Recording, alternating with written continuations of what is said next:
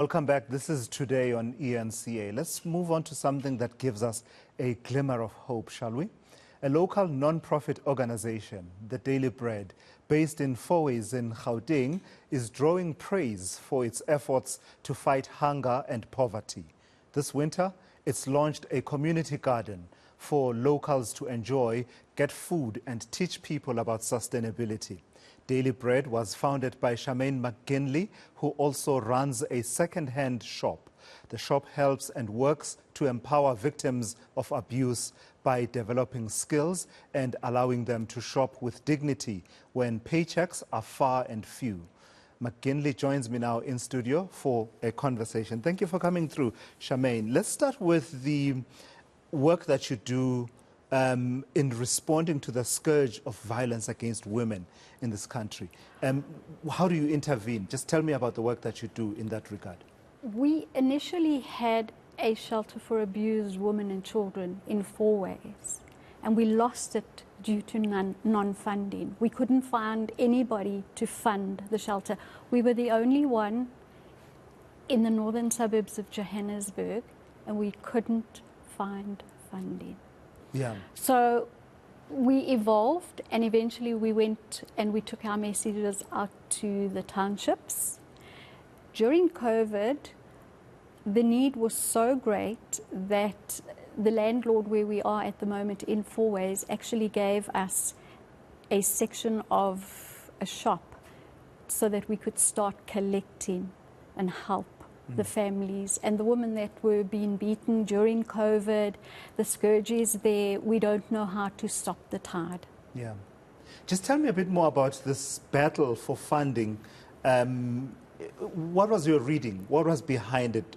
Is it about the location and perhaps a misunderstanding of the situation that we are dealing with and the needs of women? You know, that you are in the northern suburbs doesn't mean that we're not dealing with the same scourge that we're dealing with in the rest of the country, and the needs are the same. Exactly. That is the problem, is the lack of funding, because they see us as being in an elite area. Yeah. But we are surrounded by Kaya Sands, Mimsawawa, Alex, Cosmo City.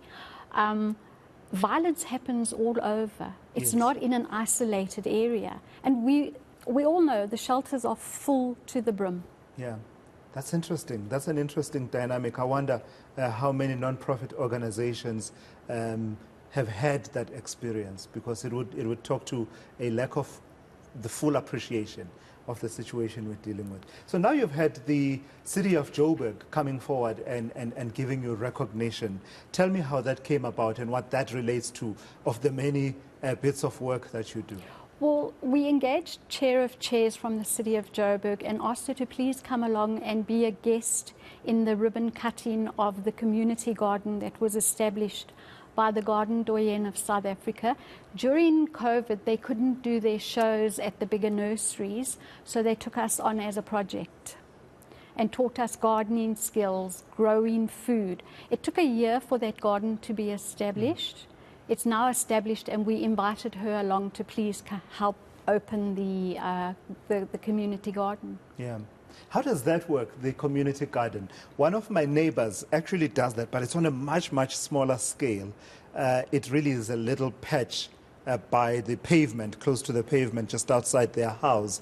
They plant all sorts of, things there, spinach being the main, carrots and onions and the likes, and basically, people can pick up, but it's really on a much smaller scale. So what do? How does that work with you? So we have the Dignity store within the Leaping Frog Centre in Fourways, and the surrounding areas and businesses have people that are working on a minimum wage, and it allows them to come and purchase with dignity at the store. Once they've purchased with dignity, they go into our database. Once they're in our database, if they're struggling in the middle of the month, they can come to us and they can give us their story, and we allow them to go into the garden and to pick the vegetables. We will give them mealie meal, just a little bit of a lift up. We also will put them on a skills development program on budgeting. because we also find that budgeting is a problem. Sure.